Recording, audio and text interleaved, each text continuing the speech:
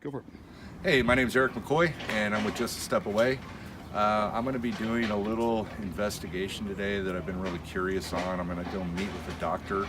I'm standing right now behind a CVS and over in Laguna Niguel. And I'm going to go meet with a specific doctor that apparently has had issues before, had his license suspended on a couple of different occasions. A little bit of history behind this. There was an individual, her name was Jody Barber. She did a documentary called Overtaken. Overtaken was a result of the loss of her son. Her son had overdosed in 2010. And everything with him started with prescription medications, and they have led to heroin and other things.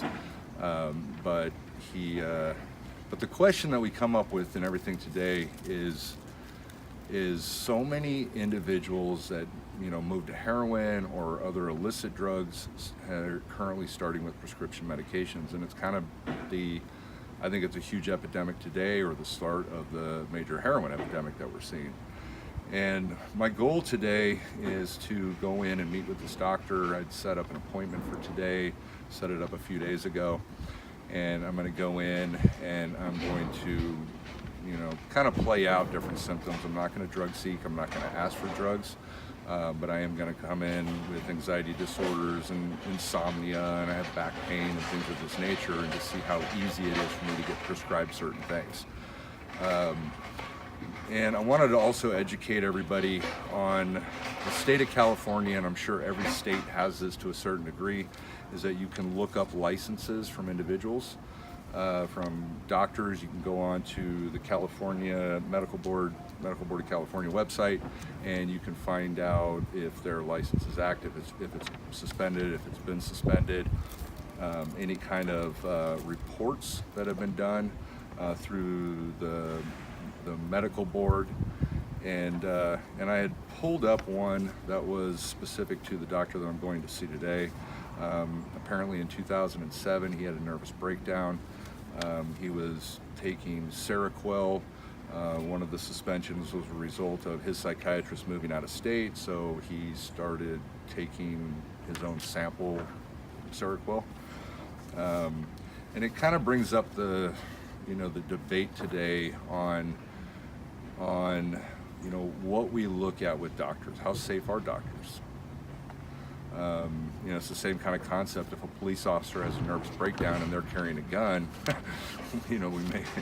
we may want to remove them from the police force, and do we do that same kind of thing with doctors, And as I was kind of reading through this guy's information, there's a lot of things that are very concerning about this individual, and but he still does have an active license. And so, like I said, I'm going to go see him today. I'm going to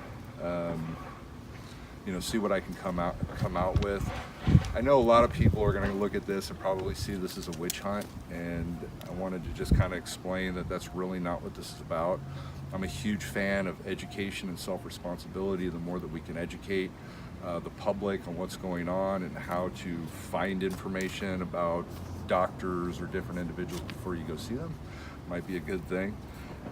So stay posted here. We're going to cut this right now, and then we will come back after I go have my appointment, and I'll let you guys know how everything went, and we'll kind of follow up on this. Okay, I'm here at the office. I'm getting ready to go in. All right.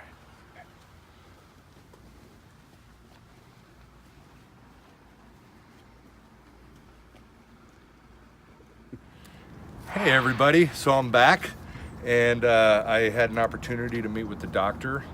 I don't want to mention the doctor's name because I don't want people to identify this as a witch hunt. If you do listen to the story that I mentioned earlier, you could probably look it up and find who the individual is that I'm talking about.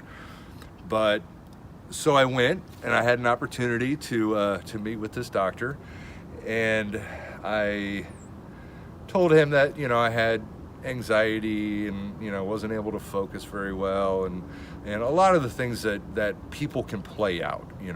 If we're talking about kids can learn about what the symptoms are, and they can utilize those symptoms to get the things that they want. So I wanted to explain to you what went down and what really concerned me about this individual doctor. I don't think this is something individual to this doctor. I think this is way bigger than one individual.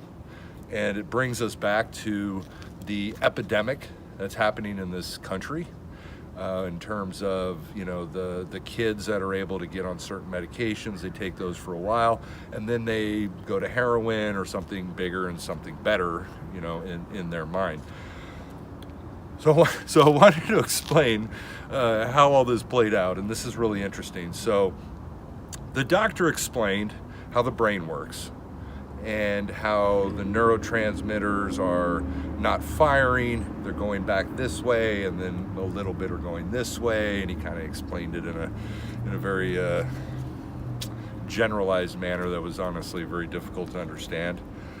So I ended up getting Pristiq. Pristiq is a SNRI, serotonin norepinephrine reuptake inhibitor, so it's classified as a stimulating antidepressant. What concerned me about the doctor, and again, I think this is much bigger than we think, was the doctor tells me that he's going to put me on Pristiq. He writes this note that is completely unreadable. No idea what that says. It's a bunch of scribble. And then he goes and he opens up his cabinet, which is a big cabinet. He opens it up and it is completely full of medications, drugs. He's got bottles. I have no idea what was in there. I wish I could have gotten up and actually had an opportunity to look. So if you read on this thing, it says, read enclosed medication guide for patients. He pulls this sample out and he tears out all of the instructions. So I actually do not have this on there. And then he goes and he pulls out 2 of these medications.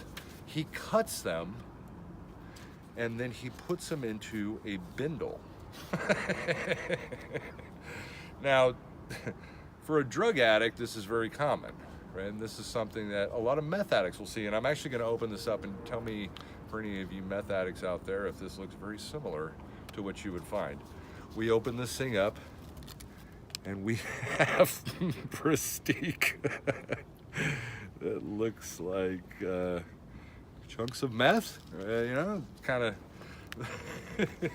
Which I thought was very weird. This was really a awkward thing to do and to put it in a bindle. I'm actually very concerned to even drive with this because if I get pulled over, there's a pretty good chance I'm going to get a ticket for possession of Pristiq, which may originally be written as prescription of meth or something else. Who knows? Whatever the cops define it as, because this is not a prescription, so it really doesn't define it. So this was actually really good. The thing about it is I met with the doctor. The doctor basically said that we're going to start with this and then come back next week and we could treat your ADHD.